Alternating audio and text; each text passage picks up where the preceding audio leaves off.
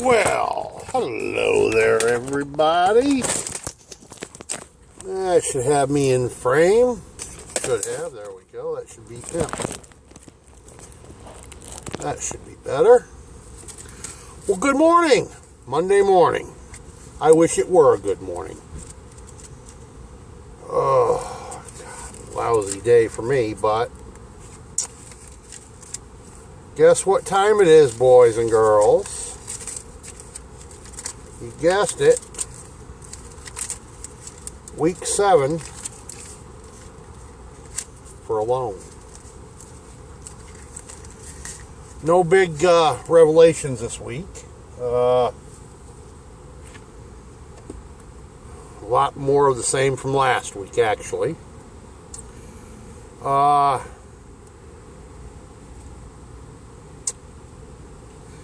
Started off the episode with Alan. He was,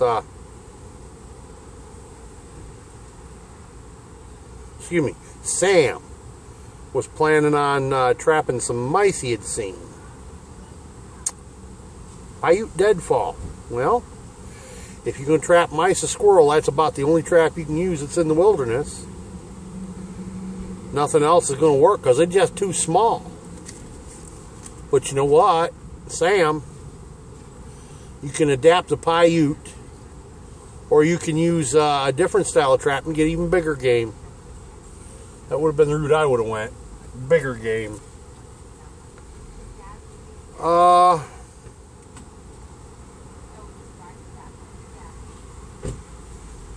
the first trap you were doing, though, I'd have turned the two stones around. You were using the lighter stone on top and the heavier stone on the bottom. Would have been better to put, because the bottom stone, all you need is a hard place. It doesn't have to be heavy, it just has to be hard. You want the heavy one on top. Otherwise, looking good on your setup. Lucas decides to make himself a trot line. I was beginning to wonder when one of these boys was going to get the smarts and make such thing. Though his design is not one I've seen before. Seems to be an effective design, but I've never seen that design before. I do mine quite different, trust me.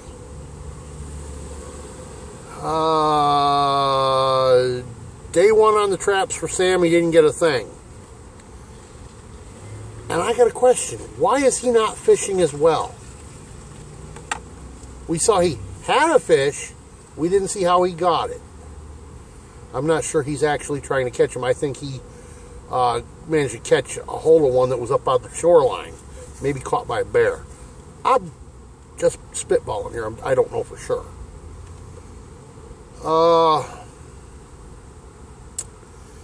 Alan goes out to check his net, and he finds it's full of holes. So he starts making minnow traps very successfully. Mitch, he found a rotten fish in his net. Then Lucas is off in his boat again, checking that trot line. Empty the first time around.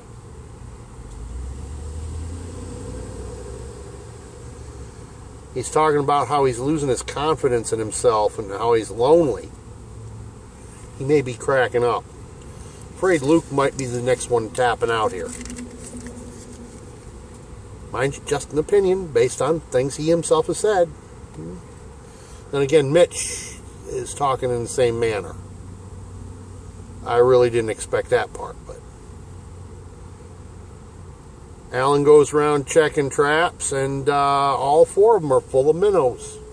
Well, minnows would probably be a misnomer because he's in the ocean.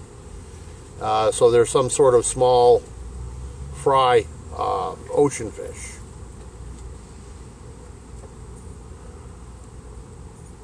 So then we go back to Lucas, and he's out with his boat again. He finds one fish on his trot line.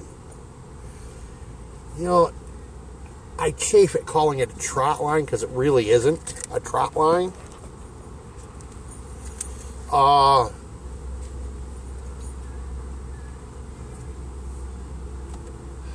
it's more of a hook and line fish trap, because a trot line is anchored to the bottom at both ends,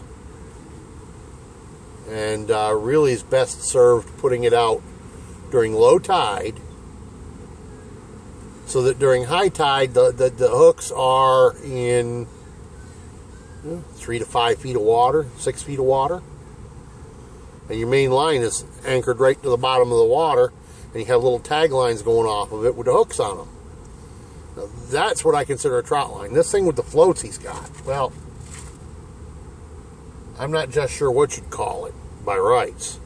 I'm probably misnaming it when I called it a trot line in the first place. But okay, then they go back to oh, excuse me. Lucas talks about how he's planning on building a second one of these long line traps. Then they go over to Mitch, and he discovers his net is gone. And he's talking about tapping out because he hasn't got a way of producing food. Well, he's got the fishing line, hooks and sinkers, don't he?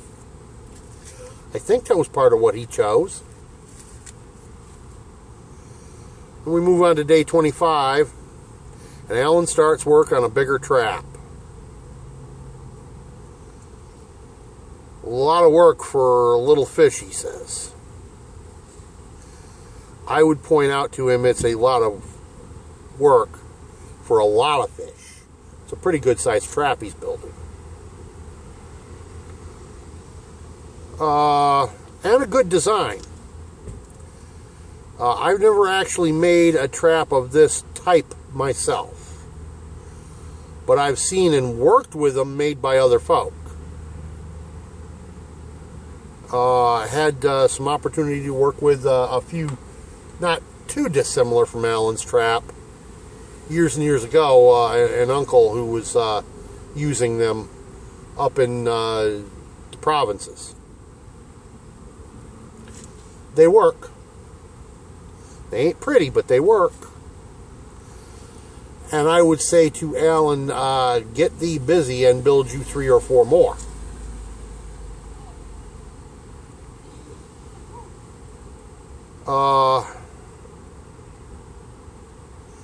And find you something you can throw in there for bait to help you pull in the fish.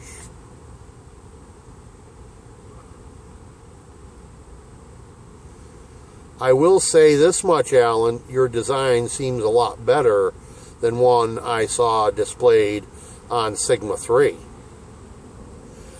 Same general type, yours is better. That said, if you were to get something super heavy inside it, it might not hold. It's lighter weight. That's why it's better for your needs than what Sigma 3 did. They made it out of grapevine, and it looked like a heavy monster. And there were 2 or 3 of them there to put it in the water. One word of advice, Alan. Make you some 7-shape stakes so that you can stake that trap to the bottom of the tidal area to hold it down, and so it can't float away. Maybe add some rocks in on top of the stakes to keep it weighted down so that it can't float away or whatever. Let's see here.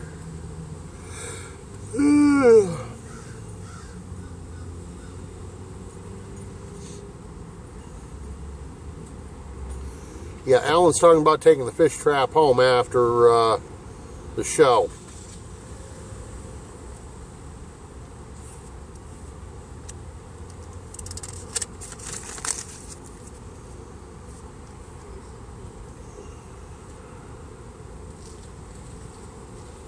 Yeah, I got something written here. I'll be honest with you. I can't even read my own handwriting. It's something about Sam.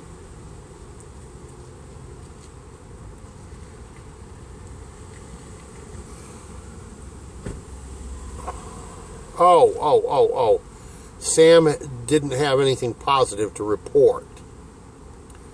Well, Sam, how about 3 points? Or 2? How about 2 important points you've got to report? You're still alive, and you've lost a lot of weight. Now, is that a positive or a negative? You tell me. Then they started in on what they're going to do next week.